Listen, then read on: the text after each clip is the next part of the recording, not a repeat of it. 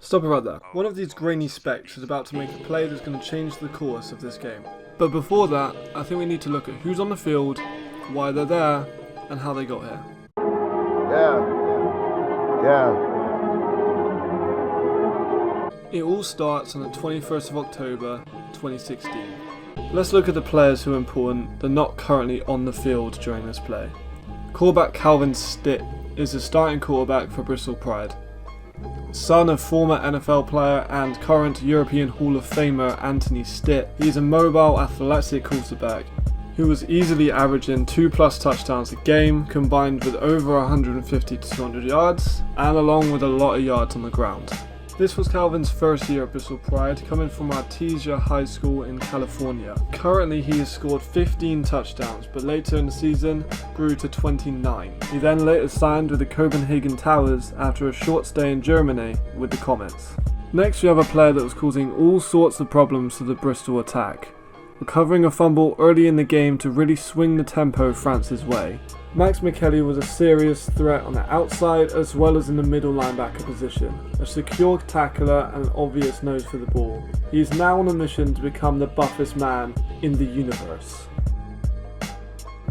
This man, lining up at end, is possibly one of the most important players up to this point. Having scored a long touchdown run earlier in the game, thanks to some great blocking by the O-line, some unbelievable footwork and breakaway speed, Tappy was able to get Bristol back into it. You may be asking, why is he lined up at end?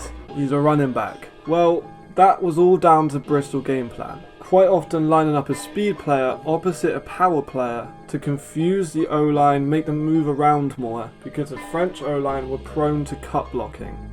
Tappy was instrumental to Bristol's success, not only in this game but overall through the years he played.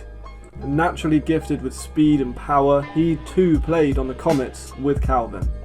Now Bristol were extremely talented, with 2 of their players going Division 1, who we'll get to later, 20+ players who were capped internationally, GFL players, Division 3 players and multiple UK scholarships.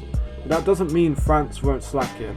France went on to win the Under-19 championships with this team, and many of these players now represent France on the higher levels. During this game we were met with a possible D1 matchup between Eric Carl Edvard Senior Schuster and Junior Ayo. Both players are outstanding European athletes. Junior is a JUCO first team all conference, and Eric has spent the last couple of years at West Virginia. Being the captain, Eric played both offense and defense in this game and for much of his career. Starring at the offensive guard position, also moving to tackle at some times, he also played in the defensive tackle position as well. And that is exactly where he's lined up right before this play happens. Often regarded as the best player on a great team, Eric is definitely a great leader and an all-star level caliber player. He is truly the greatest I have ever seen in person. Now Junior is a different kind of gravy. He is obviously not born the same as other people. He is massive, he is wham, he is still young, but he was younger in this game. This game was 3 years ago. He'd not quite matured into the player he is now, starring in New Mexico. He will be going D1 very soon, but right at this point he hadn't developed those skills to get past players like Will Bunt, Gary Hunter, Chris Synergy, all GB Men's International capped players. However, this didn't stop him from utterly dominating at some points in the game, showing up on the highlight reels and definitely making an impact on the game. 2 more players that are currently on the field are Leon and Antonio Costa. 2 players that are instrumental to the defense that completely locks down everything, especially Leon, registering well over 10 tackles on his birthday of all days, completely shutting down the France attack. Without him, there is no doubt that this game would have gone different. Of course, this could be said about multiple players in both France and Bristol that I won't have time to name, but with Leon, I generally mean it. I generally think they would have lost if it wasn't for him. Over the last decade, Benjamin Herod has carried Pride and grown Pride like it's his own. It's clearly a project that he has risen from the ground and has turned into a European powerhouse. He's taken on multiple national teams, and he even had a 7-year undefeated streak against university opposition before sadly coming to an end in 2017. Coach Ben is a defensive-minded coach, learning from his friends in Laverne College in LA. He managed to strangle the jet sweeps that France is so famous for in every single level of competition.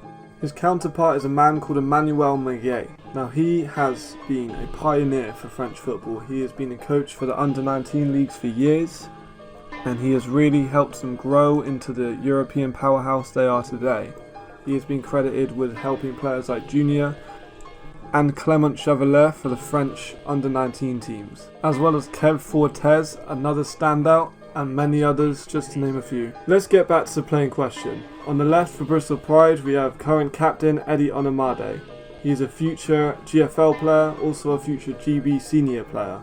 Through 7 games this season, he has registered 6 interceptions, 35 tackles, 9 passes defensed, and 2 forced fumbles. Together with Nathan Willis, Cam Birkinshaw, and Alex Nagunja, they have formed one of the best secondaries in the entire of Europe. Opposite him, we have a man called Hassan Dossel, recently committed to Shirebrook University in Canada, but at this point he was just trying to get himself on the field, and he did this a lot this game, consistently coming out of the wing-back position as well as finding space in the opening field as a wide receiver.